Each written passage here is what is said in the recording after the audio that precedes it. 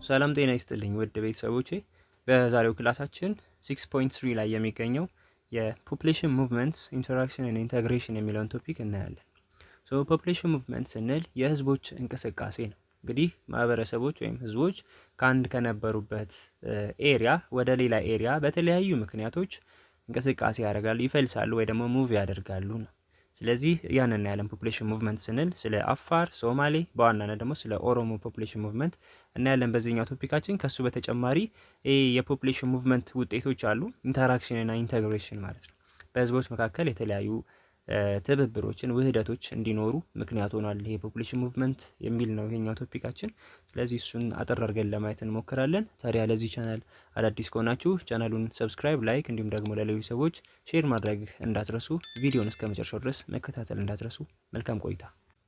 የመጀመሪያው ቶፒካችን የሚሆነው በዚህ ስር እንግዲህ አፋር ኤንድ ሶማሌ ፖፑሌሽን ሙቭመንት የሚል ነው። የአፋርና የሶማሌ ህዝቦች እንቅስቃሴ ወይ ደግሞ ፍልሰት ወደ ሌሎች አካባቢ ያደረጉት እንቅስቃሴ የሚለውን የምናየው።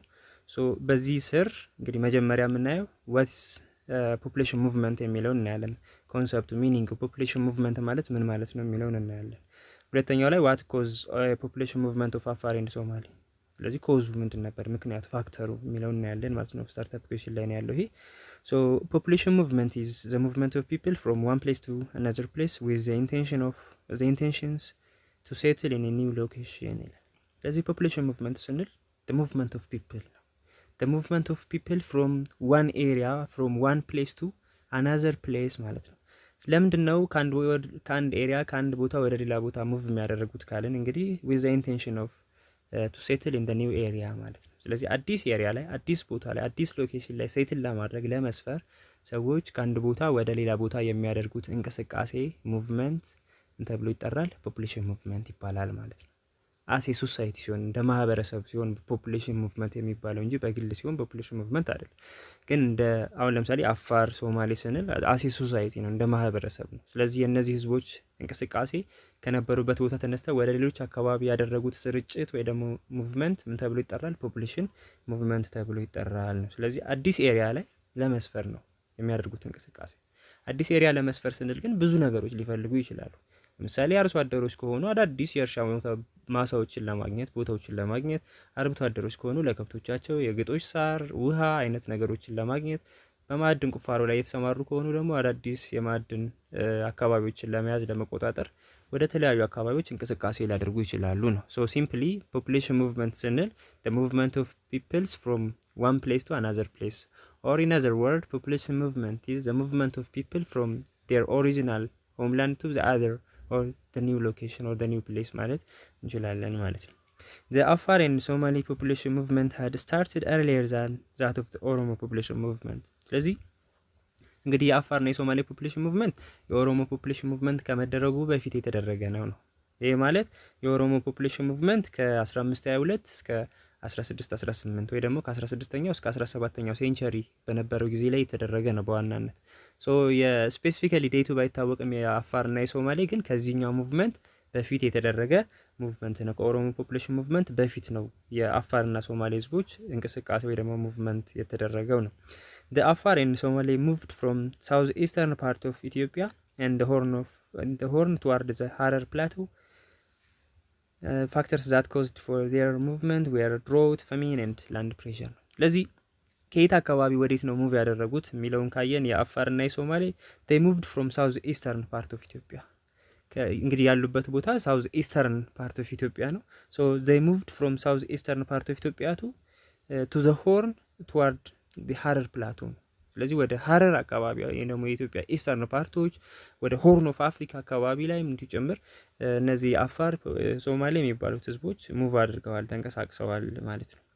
ፋክተርስ ዛት ኮዝድ ዜር ሙቭመንትስ ዌር ድሮውት፣ ፋሚን ኤንድ ላንድ ፕሬዠር ነው። ስለዚህ እነዚህ ፋክተሮች ደግሞ ለሙቭመንታቸው ምክንያቶች ናቸው፣ ኮዞች ናቸው። ለምሳሌ ድሮውት ስንል ድርቅ ነው። ላክ ኦፍ አዲኩዌት ዋተር ሰፕላይ ኦር ሬንፎል ሊሆን ይችላል። የዝናብ ወር የውሃ እጥረት ድርቅን ያስከትላል። ፋሚን ላክ ኦፍ አዲኩዌት ፉድ ሊሆን ይችላል፣ የምግብ እጥረት ወይ ደግሞ ረሃብ የሚባለው። ኦብቪየስ ድርቅ ካለ ያው ረሃብ ሊኖር ይችላል ማለት ነው። ስለዚህ እሱ ሌላኛው ፋክተር ነው። ላንድ ፕሬዠር ስንል የበቂ የሆነ የመሬት አለመኖር፣ ለእርሻ ለከብት እርባታ የሚሆን ለህዝቦቹ በቂ የሆነ መሬት ሳይኖር ሲቀር ላንድ ፕሬዠር ይባላል። ስለዚህ ላንድ ፕሬዠር was another factor for the movement of አፋር and ሶማሌ ፖፑሌሽን ማለት ነው። እንግዲህ የአፋርና የሶማሌ ፖፑሌሽን ሙቭመንት ይህን ይመስላል። ከኦሮሞ ፖፑሌሽን ሙቭመንት ቀደም ብሎ የተደረገ ፖፑሌሽን ሙቭመንት ነው። ኮዙ ድሮውት፣ ፋሚን ኤንድ ላንድ ፕሬዠር የምንላቸው ናቸው ማለት ነው። ሁለተኛውና ሌላኛው እንዲሁም ዋነኛው the greatest population movement የሚባለው በሆርን ኦፍ አፍሪካ በአፍሪካ ቀንድ ወይ ደግሞ በምስራቅ አፍሪካም ጭምር የኦሮሞ ፖፑሌሽን ሙቭመንት ነው። የኦሮሞ ህዝቦች ያደረጉት ህዝባዊ እንቅስቃሴ ሙቭመንት ማለት ነው። ሶ the ኦሮሞስ belong to the Cushitic speaking language family ይላል። እንግዲህ ኦሮሞዎች የኩሽቲክ ቋንቋ ቤተሰብ ተናጋሪዎች ናቸው። ይህ ማለት ኦሮምኛ ቋንቋ ኩሽቲክ ከሚባለው ለሜጀር ላንጉዌጅ ፋሚሊ ውስጥ ወይም ግሩፕ ውስጥ አንዱ ነው። እንደምታውቁት ወይ ደግሞ የምታውቁ ከሆነ የኢትዮጵያ ቋንቋዎች በአራት ሜጀር ላንጉዌጅ ግሩፖች ውስጥ ይካተታሉ። ፎር ሜጀር ላንጉዌጅ ግሩፕ የሚባሉ አለ ኢትዮጵያ ውስጥ ማለት ነው። አንደኛው ሴሚቲክ ላንጉዌጅ ግሩፕ ነው። ሁለተኛ ኩሽቲክ ነው። ሶስተኛው ኦሞቲክ ነው። አራተኛው ናይሎ ሳሃራን የሚባል ነው። አንዳንድ ምሳሌ ልስጣችሁ። ለምሳሌ ሴሜቲክ ላንጉዌጅ ፋሚሊ የሚባሉት በአብዛኛው ሴንትራል እና ኖርዘርን አካባቢ ላይ የሚነገሩ ቋንቋዎች ናቸው። ለምሳሌ አማርኛ አለ፣ ትግርኛ፣ ግዕዝ፣ ጉራጊኛ፣ ስልጥኛ የሚባሉ አይነት ቋንቋዎች ሴሜቲክ ግሩፕ ላይ የሚመደቡ ናቸው። የሴም ቋንቋ ቤተሰብ ይባላል በአማርኛ። ሌላኛው ኩሽቲክ ስንል አሁን የምናየው የኦሮምኛ ቋንቋ፣ አፋርኛ፣ ሶማሊኛ፣ አገውኛ አይነት ቋንቋዎች ኩሽቲክ ላንጉዌጅ ፋሚሊ ውስጥ ይካተታሉ። የኩሽ ቋንቋ ቤተሰብ ማለት ነው። ሶስተኛው ኦሞቲክ ላንጉዌጅ ፋሚሊ ናቸው። ይሄ ሳውዘርን ላይ በተለይ በኦሞ ሪቨር አካባቢ ያሉ ቋንቋዎች ናቸው ኦሞቲክ። ለምሳሌ የጋሞ ጎፋ፣ ወላይትኛ አይነት ቋንቋዎች እነዚህ ኦሞቲክ ላንጉዌጅ ፋሚሊ ይባላሉ። አራተኛው ናይሎ ሳሃራን የምንለው የቋንቋ ቤተሰብ ነው። እነዚህ በአብዛኛው ዌስተርን ፓርት ኦፍ ዘ ካንትሪ ላይ ያሉ እንደነ አኝዋክ፣ ጉምዝ፣ በርታ ምናምን የሚባሉ ቋንቋዎች በጉምዝ እና በዚህ በጋምቤላ ውስጥ የሚነገሩ ቋንቋዎች ናይሎ ሳሃራን ይባላሉ። ስለዚህ አራት ላንጉዌጅ ፋሚሊዎች ወይም ላንጉዌጅ ግሩፖች አሉ። ከነዛ ውስጥ አንዱ ኩሽቲክ ነው። ስለ ኦሮሞ ስናነሳ ኦሮሞዎች የኩሽቲክ ቋንቋ ቤተሰብ ተናጋሪዎች ናቸው። ምክንያቱም ኦሮምኛ ኩሽቲክ ላንጉዌጅ ግሩፕ ውስጥ የሚካተት ስለሆነ ማለት ነው። So the movement and expansion largely took place from around 1522 up to 1618. ስለዚህ የኦሮሞ ፖፑሌሽን ሙቭመንት በዋናነት የተደረገው የኦሮሞ ፖፑሌሽን ሙቭመንት እና ኤክስፓንሽን እንቅስቃሴና የኦሮሞ መስፋፋት የተደረገው በዋናነት በ1522 እስከ 1618 በነበረው ወይም በሌላ አቆጣጠር 1522 ማለት 16ኛው ሴንቸሪ እስከ 1618 ማለት 17ኛው ሴንቸሪ ባለ ጊዜ ውስጥ የተደረገ ፖፑሌሽን ሙቭመንት ነው ማለት ነው። ኦሪጂናል ሆምላንድ ኦፍ ዘ ኦሮሞ ይላል። ሶ ዌር ኢዝ ዘ ኦሪጂናል ሆምላንድ ኦፍ ዘ ኦሮሞ? ኦሮሞዎች ፖፑሌሽን ሙቭመንት ከማድረጋቸውና ወደ አዳዲስ ኤሪያዎች ኤክስፓንድ ከማድረጋቸው ከመስፋፋታቸው አዳዲስ ቦታዎችን ከመቆጣጠራቸው በፊት የነበሩበት ቦታ የት ነው? ኦሪጂናል ሆምላንድ የምንለው እሱ ነው። ሶ አኮርዲንግ ቱ ሪሰንት ስተዲስ ዘ ኦሮሞ ፕሌስ ኦፍ ኦሪጂን ኢዝ ሰፖዝድ ቱ ቢ ዘ ሳውዝ ኢስተርን ሃይላንድ። ስለዚህ የቅርብ ጊዜ ጥናቶች እንግዲህ የሚያመለክቱት የኦሮሞ ፖፑሌሽን ኦሪጂናል ሆምላንዱ ወይም የመጀመሪያው የሚኖርበት ቦታ ሳውዝ ኢስተርን ሃይላንድ ላይ ወይ ደግሞ ይሄ ደቡብ ምስራቅ ከፍተኛ ስፍራዎች ላይ ሃይላንድ ቦታዎች ላይ እንደነበር ይጠቁማሉ። መደወላቡ ወዘ ፖለቲካል ኤንድ ሪሊጂየስ ሴንተር ቢፎር ኤንድ ዱሪንግ ዴር ሙቭመንት ነው። ስለዚህ ስለ ኦሪጂናል ሆምላንድ ስናነሳ የኦሮሞ ፖፑሌሽን ኦሪጂናል ሆምላንድ የሚባለው ሳውዝ ኢስተርን ሃይላንድ ላይ የሚገኘው መደወላቡ የሚባለው ስፍራ ነው። ሶ መደወላቡ ወዘ ኦሪጂናል ሆምላንድ ኦፍ ዘ ኦሮሞ ቢፎር ኤንድ ዱሪንግ ዴር ሙቭመንት ነው። ሙቭመንቱን ከማካሄዳቸው ኤክስፓንሽኑን ከማካሄዳቸው በፊት እያካሄዱ በነበረበት ጊዜም ጭምር ኦሪጂናል ሆምላንዳቸው ነው። ኤንድ ኦልሶ ፖለቲካል ኤንድ ሪሊጂየስ ሴንተር ነበር ለኦሮሞ ሶሳይቲ ማለት ነው መደወላቡ የሚባለው ነው። ሶ መደወላቡ ወዝ ሎኬትድ ኦን ባሌ ሲዳሞ ቦርደር ላንድ። ስለዚህ በባሌ አካባቢ የሚገኝ የሃይላንድ ኤሪያ ነው መደወላቡ የምንለው ማለት ነው። ሶ መደወላቡ ወዝ ኦሪጂናል ሆምላንድ ኦፍ ኦሮሞ ሶሳይቲ ኤንድ ኦልሶ ፖለቲካል ኤንድ ሪሊጂየስ ሴንተር ቢፎር ኤንድ ዲዩሪንግ ዴር ሙቭመንት ኤንድ ኤክስፓንሽንስ ማለት ነው። ሶ እዚህ ማፑ ላይ እንደምታዩት ይሄ ያው ቲ ያለ ከላይ ሶ ይሄ ብላክ የሆነውና የተቀባው የአፕሮክሲሜት ኤሪያ ኦፍ ዘ ኦሮሞ ሆምላንድ ይላል። ስለዚህ የመጀመሪያው ሆምላንድ የነበረው ወይ መደወላቡ የነበረበት አካባቢ ነው ይሄኛው። እነዚህ ላይን በላይን የተመለከቱት ሪቨሮች ናቸው። ኤንድ ኦልሶ እነዚህ የፖሊገን አይነት ሼፕ ያላቸው ደግሞ ሌኮች ወይ ደግሞ ሀይቆች የሚገኙበት ስፍራ ነው ማለት ነው። ሶ ይሄ ማፑ የሚያሳየው ምንድነው? ማፕ ሾዊንግ ዘ ሎኬሽን ኦፍ ዘ ኦሪጂናል ሆምላንድ ኦፍ ኦሮሞ ይላል። የኦሮሞ ፖፑሌሽን ኦሪጂናል ሆምላንዱ ከሙቭመንቱ በፊት የነበሩበትን ቦታ የሚያሳይ ማፕ ነው ማለት ነው። እዚች ጋር ከላይ የምታዩት የልብ ቅርጽ ምልክት ያላት ለፎር ዩር ጀነራል ኢንፎርሜሽን የጣና ሐይቅ ናት። ስለዚህ እነዚህ የፖሊገን ሼፕ ያላቸው እና የተለያየ ቅርጻ ቅርጽ ያላቸው ሌኮች ናቸው። በላይን ወይም ደግሞ በመስመር የዚግዛግ መስመር የምታዩት ሪቨርን ለማመልከት ነው። ብላክ የተደረገው ይሄ ትልቁ ደግሞ ኦሪጂናል ፕሌሱ ወይ ደግሞ የኦሮሞ ፖፕሌሽን ኦሪጂናል ሆምላንድ የሚባለውን ኤሪያ ለማሳየት ነው ማለት ነው። ሌላው ያው ኮዝ ኦፍ ዘ ሙቭመንት ነው። ምንድነው ኮዙ? ምክንያቱ ለምንድነው ከኦሪጂናል ሆምላንዳቸው ከመደወላቡ ወደ ሌሎች አካባቢዎች ሙቭ ያደረጉት? How did demographic factor cause of the Oromo population movement? ይላል። The Oromo population movement was a historical event that took place in the 16th century. እንግዲህ 16ኛው ሴንቸሪ ላይ ከተደረጉት ሂስቶሪካል ኢቨንቶች ወይም ታሪካዊ ሁነቶች ውስጥ አንዱ የኦሮሞ ፖፑሌሽን ሙቭመንት ነበር። ሶ ዲስ ሙቭመንት ዋዝ ዋን ኦፍ ዘ ግሬተስት ፖፑሌሽን ሙቭመንት ኢን ዘ ሆርን ኦፍ አፍሪካ። ስለዚህ በአፍሪካ ቀንድ በኢትዮጵያ እንዲሁም በአጠቃላይ በሪጅኑ ላይ ከነበሩት ሂስቶሪካል ኢቨንቶች ውስጥ አንዱ ኦሮሞ ፖፑሌሽን ሙቭመንት ነው። ሶ ይሄ ፖፑሌሽን ሙቭመንት ምን ይባላል? በምን ይታወቃል? ኢት ዋዝ ዋን ኦፍ ዘ ግሬተስት ፖፑሌሽን ሙቭመንት ማለት ነው።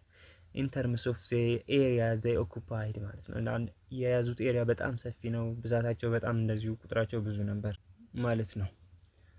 ሶ ዘ ኦሮሞ ፖፑሌሽን ሙቭመንት ፉሊ ቼንጅስ ዘ ዲሞግራፊክ ኮምፖዚሽን ኦፍ ኢትዮጵያ። ሶ ይሄ ዲሞግራፊውን በደንብ ቀይሮታል ማለት ነው። የህዝቦቹን ያሰፋፈር ይሄ የስብጥሩን በከፍተኛ ሁኔታ ቼንጅ አድርጎታል ማለት ነው የኢትዮጵያን የኦሮሞ ፖፑሌሽን ሙቭመንት። ምክንያቱም ከመደወላቡ ከኦሪጂናል ሆምላንዳቸው ተነስተው ወደ ተለያዩ ወደ አብዛኛው የኢትዮጵያ አካባቢዎች ወደ ሰሜን፣ ወደ ምስራቅ፣ ወደ ምዕራብ አካባቢዎች ወደ ደቡብ እስከ ኬንያ ድረስ ሙቭ አድርገዋል። ሶ ዲሞግራፊክ ኮምፖዚሽኑን ስብጥሩን በጣም ቼንጅ አድርጎታል ይሄ ፖፑሌሽን ሙቭመንት ነው።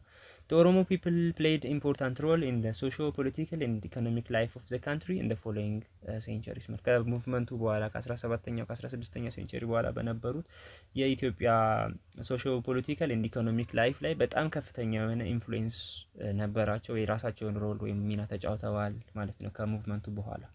It's believed that humans, war and disturbance, natural factors that's called climate change, and the demographic increase in number and animal population factors have combined to effect movement of Oromo to different place in search of better land ማለት። ስለዚህ አሁን የዘረዘርኳቸው ፋክተሮች ሜን ፋክተር ወይም ኮዞች ናቸው ማለት ነው። ለኦሮሞ ፖፑሌሽን ሙቭመንት ምክንያቶች ናቸው። አንዱ እንግዲህ ሂውማን ፋክተር ነው። ሂውማን ፋክተር ስንል የተለያዩ ዋር ኮንፍሊክቶች ወይም ዲስተርባንስ ነው፣ መረበሽ፣ የእርስ በርስ ግጭቶች፣ ጦርነቶች በተለይ በክርስቲያን አይላንድ ኪንግደም እና በሙስሊም ሱልጣኔቶች መካከል 16ኛው፣ 15ኛው፣ 17ኛው ሴንቸሪ ድረስ በጣም ከፍተኛ የሆነ ግጭቶች ነበሩ።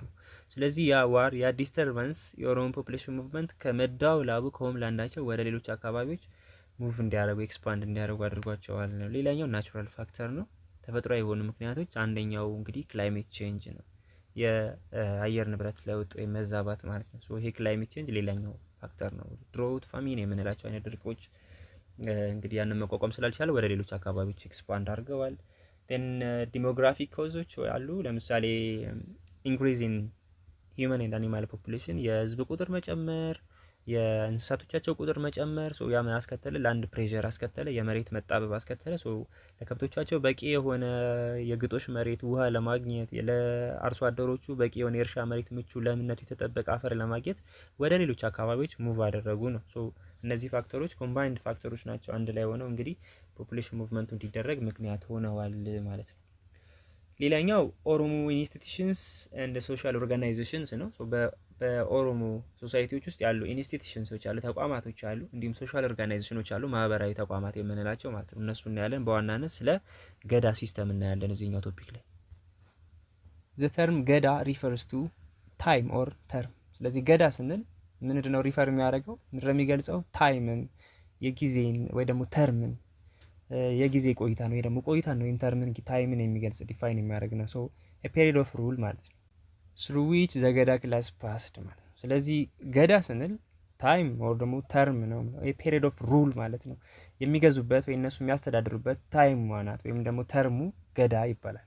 ስፔሻሊ ከእድሜያቸው ከ41 እስከ 48 ያለው ጊዜ ነው ገዳ ክላስ የሚባለው። ሶ በዛ ክላስ ውስጥ ያለው ታይም ተርም ምን ተብሎ ይጠራል? ገዳ ተብሎ ይጠራል ነው። ሶ ገዳ ሲስተም was the socio-political structure by which Oromo public life was administered ስለዚህ ገዳ ሲስተም ስንል ሶሺዮ ፖለቲካል ሲስተም ወይ ደግሞ ስትራክቸር ነው። ባይ ዘ ኦሮሞ ፐብሊክ ላይፍ ዋዝ አድሚኒስትሬትድ የኦሮሞ ህዝቦች የሚተዳደሩበት አድሚኒስተርድ የሚሆኑበት ሶሺዮ ፖለቲካል ስትራክቸር ዊች ኢዝ ኖን አስ ገዳ ሲስተም ይባላል። ሶ ገዳ ሲስተም እንግዲህ ባጭሩ በጣም ዲሞክራቲክ የሆነ ሲስተም ነው። ሶ ትራዲሽናል ዲሞክራቲክ ሲስተም ዲቨሎፕድ ኤንድ ፕራክቲስድ ባይ ዘ ኦሮሞ ሶሳይቲስ ባጭሩ። ሶ ይሄ ገዳ ሲስተም ስንል ትራዲሽናል የሆነ ሞር ዲሞክራቲክ የሆነ ሲስተም ኦፍ አድሚኒስትሬሽን ነው። ሶ ይሄ ሲስተም ኦፍ አድሚኒስትሬሽን የኦሮሞ ፖለቲካል፣ ሶሻል፣ ኢኮኖሚክ፣ ካልቸራል፣ ሪሊጂየስ ጉዳዮች አድሚኒስተር የሚሆኑበት የሚተዳደሩበት የሚመሩበት በኦሮሞ ህዝቦች ዲቨሎፕ የተደረገ የኦሮሞ ህዝቦች ፕራክቲስ የሚያደርጉት ሶሻል ኦርጋናይዜሽን ነው ማለት ነው ገዳ ሲስተም የምንለው ማለት ነው። the basic rule of ገዳ ሲስተም was that only male joined the system። ስለዚህ በገዳ ሲስተም ውስጥ በዋናነት እንግዲህ በአድሚኒስትሬሽን ምናምን ውስጥ የሚሳተፉት ሜል የምንላቸው ወይ ደግሞ ወንዶች ናቸው። ፊሜልስ ዌር ኖት አሎውድ ቱ ቢ ሜምበር ኦፍ ዶስ ኤጅ ግሬድ።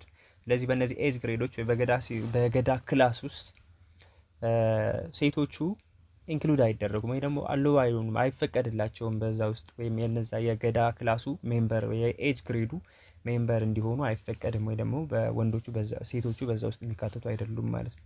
አኮርዲንግ ቱ ዘ ገዳ ሲስተም the ኦሮሞ ሶሳይቲ was organized into 10 groups or grades ነው። ስለዚህ ኦሮሞ ሶሳይቲ በ10 ገዳ ግሬድ ወይ ደግሞ ገዳ ግሩፖች ምን ይደረጋል ኦርጋናይዝ የተደረገ ነው። በእያንዳንዱ በ10ሩ ግሩፕ ወይ ደግሞ በ10ሩ ግሬድ ውስጥ የስንት ዓመት ዲፈረንስ አለ? የ8 ዓመት ዲፈረንስ አለ ማለት ነው። ስለዚህ ከተወለዱ እስከ 8 ዓመት፣ ከ8 እስከ 10፣ ከ9 እስከ 16፣ ከ17 እስከ 24፣ ከ25 እስከ 32 እያለ በእያንዳንዱ ገዳ ግሬድ ወይ ደግሞ ገዳ ግሩፕ መካከል የስንት ዓመት ጋፕ አለ? የ8 ዓመት ልዩነት አለ ማለት ነው።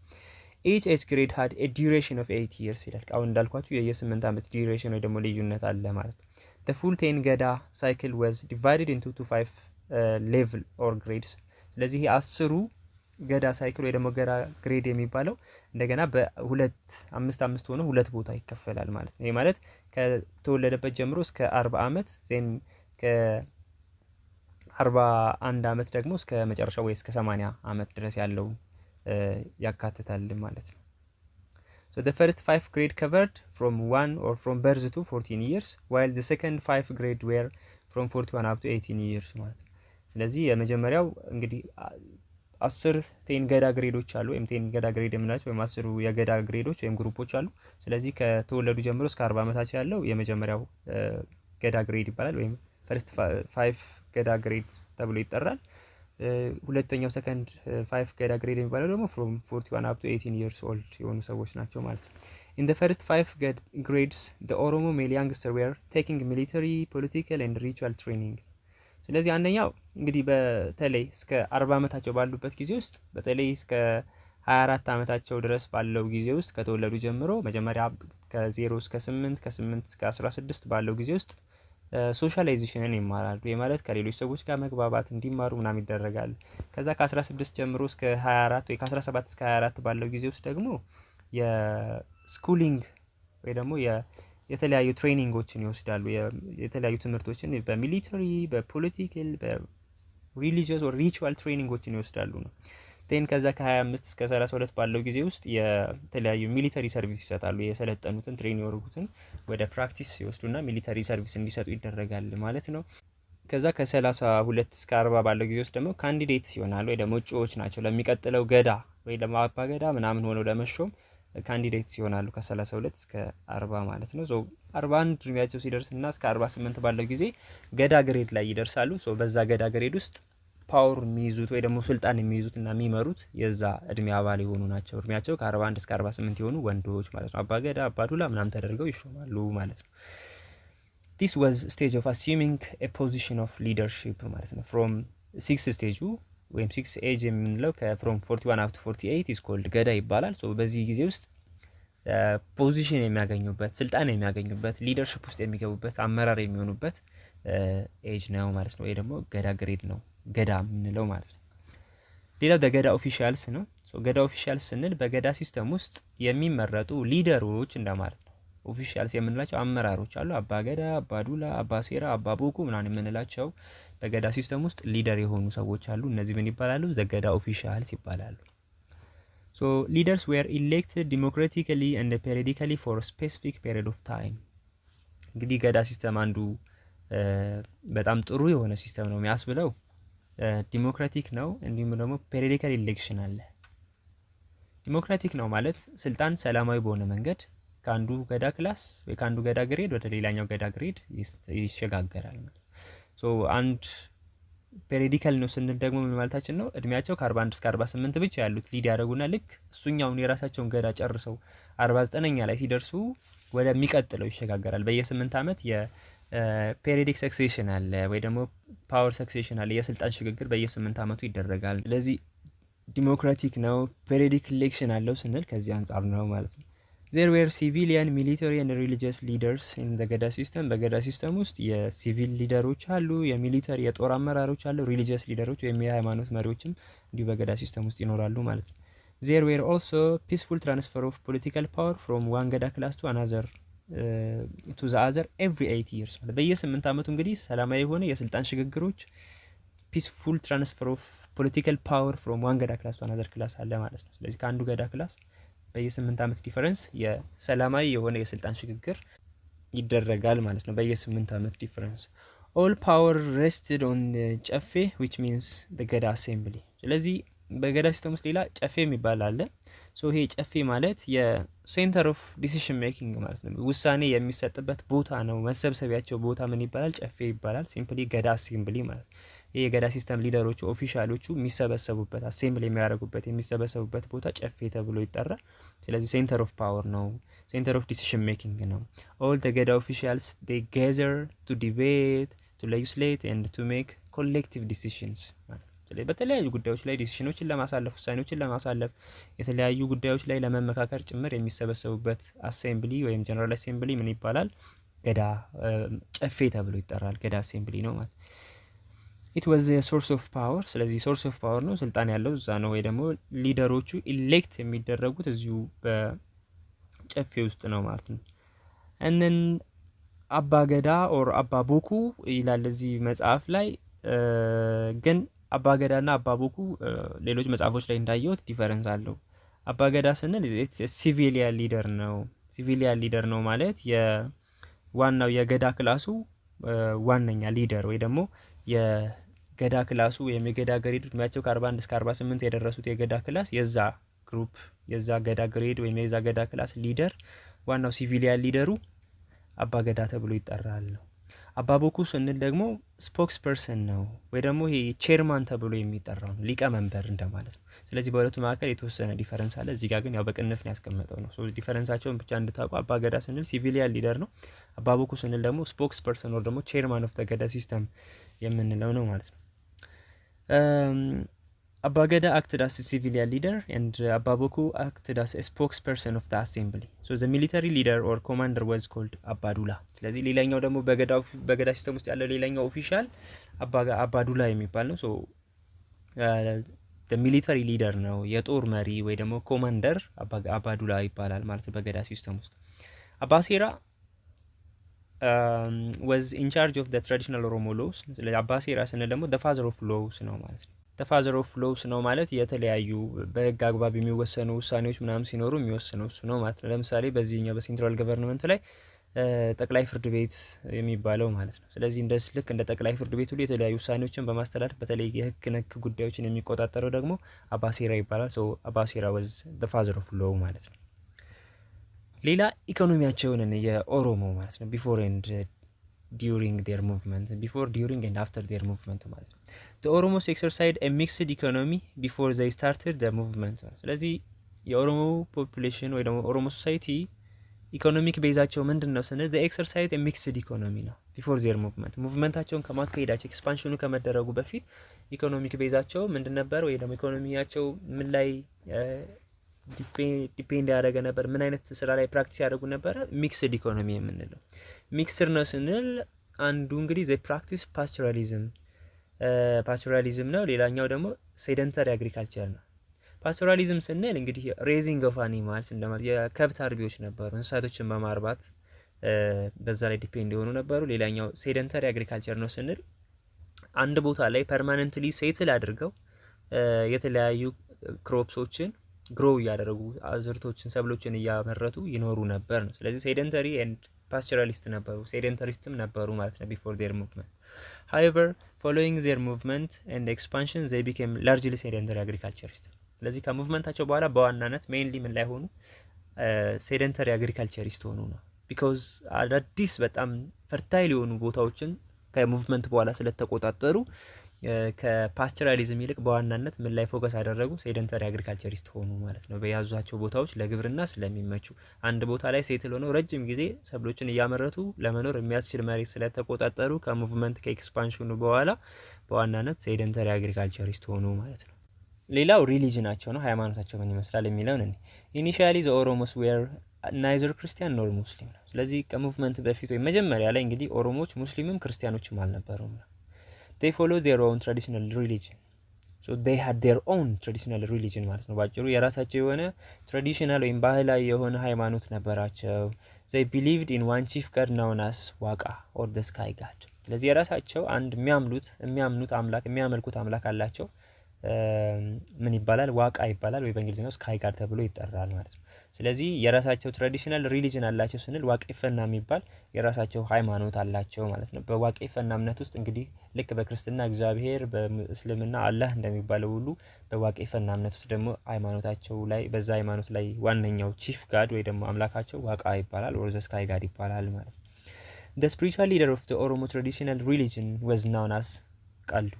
ስለዚህ ስፒሪቹዋል ሊደሮቹ ወይም ሃይማኖታዊ መሪዎቹ ልክ በክርስትና ቄስ፣ በእስልምና ኡስታዝ ምናምን እንደሚባሉት የሃይማኖት ሰዎቹ ሊደሮቹ ደግሞ ምን ይባላሉ? ቃሉ ይባላል ማለት ነው በዋቄፈና እምነት ውስጥ። after their movement and expansion the great majority of them adopted Christianity and Islam based on the area they moved ማለት። ስለዚህ እንደየሄዱበት አቅጣጫ እንደየሄዱበት ሙቭ እንዳደረጉበት ኤክስፓንድ እንዳደረጉበት ቦታዎች ከሙቭመንታቸው በኋላ አንዳንዶቹ ክርስትና ሃይማኖትን አዶፕት አድርገዋል ወይም አክሰፕት አድርገዋል። አንዳንዶቹ ደግሞ እስልምና ሃይማኖትን አክሰፕት አድርገዋል ማለት ነው ከሙቭመንት በኋላ። ልብ በሉ ከሙቭመንት በፊት ክርስቲያንም ሙስሊሞችም አልነበሩም። የራሳቸው ትራዲሽናል ሪሊጅን ብቻ ነበር የሚያመልኩት። ከሙቭመንቱ በኋላ ግን ወደ እስልምና ወደ ተስፋፋባቸው አካባቢዎች ኤክስፓንድ ያደረጉት እስልምናን አዶፕት አደረጉ ወይም ተቀበሉ። ክርስትና ዶሚኔት ወዳደረገባቸው ኤሪያዎች ላይ ወደ የሄዱት አካባቢዎች ላይ ያሉ ኦሮሞዎች ደግሞ ክርስትና ሃይማኖትን አክሰፕት አደረጉ ማለት ነው። ሌላኛው ፖይንታችን ዳይሬክሽንስ ኦፍ ዘ ኦሮሞ ፖፑሌሽን ሙቭመንት ኤንድ ኤክስፓንሽን፣ ወዴት አካባቢዎች ነው ሙቭ ያደረጉት ነው። የኦሮሞ ፖፑሌሽን ሙቭመንት ኤክስፓንሽን ሲደረግ በየትኞቹ አካባቢዎች በየትኞቹ አቅጣጫዎች ነው ሙቭ ያደረጉት ከመደወላቡ ተነስተው ማለት ነው። The Oromo society was grouped into two major tribal groups, namely the Borana and Barintu confederacies ይላል። ስለዚህ ኦሮሞ ሶሳይቲ በዋናነት እንግዲህ በሁለት ሜጀር ትራይባል ግሩፖች ወይ በሁለት ኮንፌዴሬሲ ይከፈላል ተብሎ ይታሰባል። አንዱ የቦረና ኦሮሞዎች ናቸው፣ ሁለተኛው ባሪንቱ የሚባል ትራይባል ግሩፕ ወይ ኮንፌዴሬሲ ነው ማለት ነው። most of the ኦሮሞ clans now trace their root to one of those tribal groups። ስለዚህ አብዛኞቹ ኦሮሞዎች ከነዚህ ከሁለቱ አንዱ ውስጥ የሚመደቡ ናቸው ማለት ነው። so ሜጫ፣ ቱላማ፣ ሳውዘርን ቦረና and ጉጂ clans believe that they are descendants of ቦረና ኮንፌዴሬሲስ ማለት። ስለዚህ ቦረና የምንለው ትራይባል ግሩፕ ውስጥ የሚካተቱ ክላኖች አሉ፣ ጎሳዎች አሉ። ለምሳሌ የሜጫ የሚባል የኦሮሞ ጎሳ አለ፣ ቱላማ፣ ሳውዘርን ቦረና፣ ጉጂ የሚባሉት ክላኖች ወይም ደግሞ ጎሳዎች የቦረና ላይ የሚካተቱ ቦረና ትራይባል ግሩፕ ውስጥ የሚካተቱ ክላን ወይም ጎሳዎች ናቸው ነው። the ባሪንቱ consists of the ከረዩ፣ መረዋ፣ ኢቱ፣ ሁምባና፣ አካቹ፣ ወሎ፣ አርሲ የሚባሉት ክላኖች ደግሞ ባሪንቱ ትራይባል ግሩፕ ኮንፌዴሬሲ ላይ የሚካተቱ ናቸው ማለት ነው። the movement in the Ethiopian region was set on two directions። ዳይሬክሽናቸውን ስናይ በሁለት ዳይሬክሽን ነው ሙቭ ያደረጉት ነው። እነዚህ ሁለቱ ቦረናና ባሪንቱ የሚባሉት ኮንፌዴሬሲዎች በሁለት የተለያየ አቅጣጫ ወደ ተቀረው የኢትዮጵያ ክፍል ኤክስፓንድ አድርገዋል፣ ሙቭ አድርገዋል ማለት ነው። the ባሪንቱ moved out in north easterly direction። ስለዚህ ከመደወላቡ ተነስተው ግማሾቹ ወደ ሰሜን፣ አብዛኞቹ ደግሞ በዚሁ በቦረና ውስጥ ያሉት ክላኖች ወደ ኢስተርን ዳይሬክሽን ሙቭ አድርገዋል፣ ወደ ሀረር አካባቢ ወደሚገኙት ድሬዳዋ ምናምን የሚባሉት ኤሪያዎች ላይ ማለት ነው። ስለዚህ ባሪንቱ ስንል ኖርዝ ኢስተርን ዳይሬክሽን ነው ሙቭ ያደረጉት። ቦረና ፎሎውድ ኖርዝ ዌስተርን ዳይሬክሽን።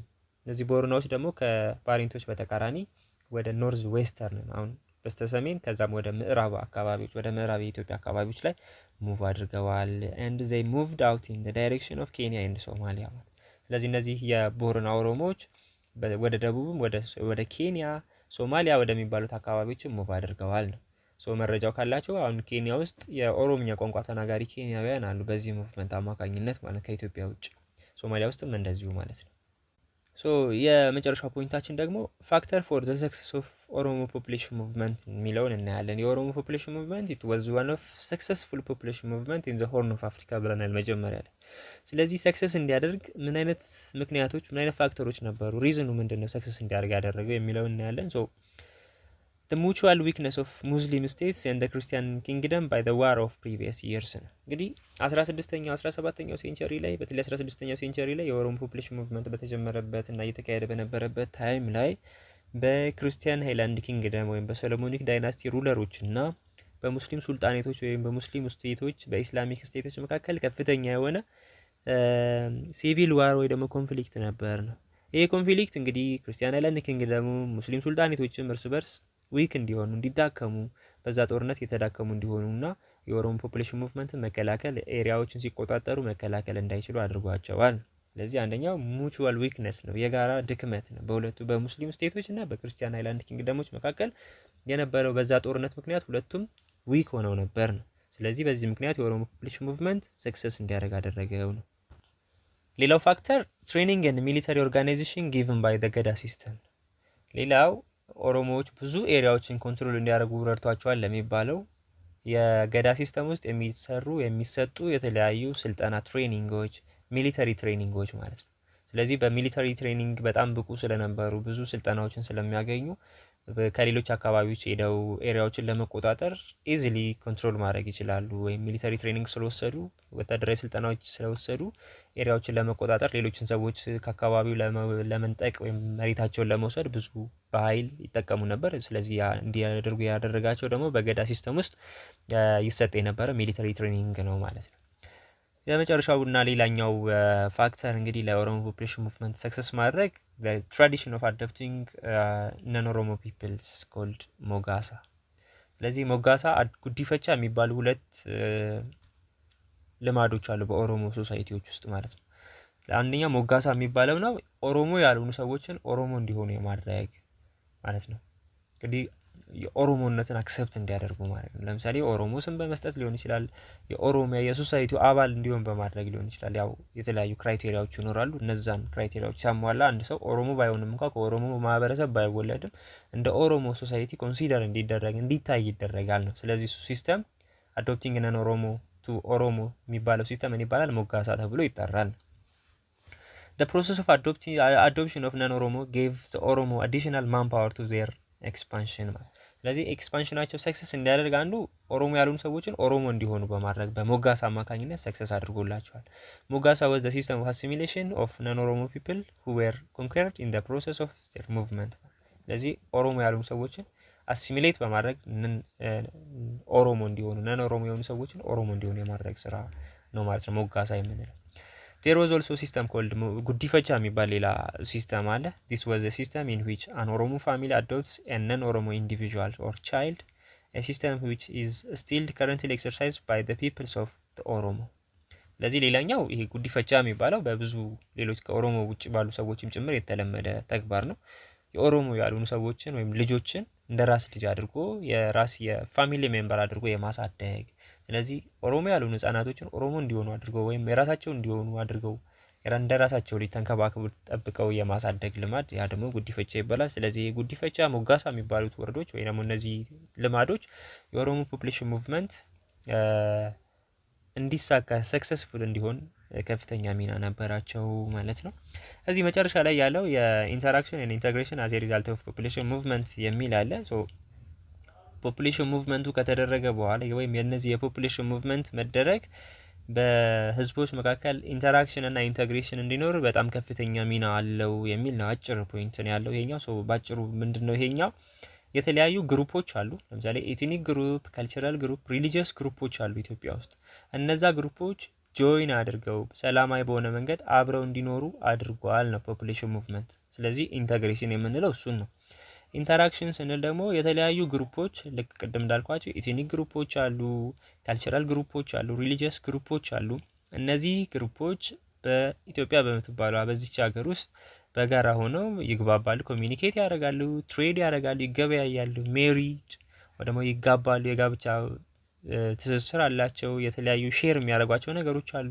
ችግሮች፣ ወረራዎች፣ የውጭ ችግሮች ሲመጡ በጋራ አንድ ላይ ሶልቭ ያደርጋሉ ነው። ስለዚህ ይሄ ደግሞ ኢንተራክሽን ይባላል። ስለዚህ ኢንተራክሽን ኢንተግሬሽን እንዲኖር ፖፑሌሽን ሙቭመንት ትልቅ ሚና ተጫውቷል ማለት ነው። ባጭሩ ይሄ ነው ፖይንቱ።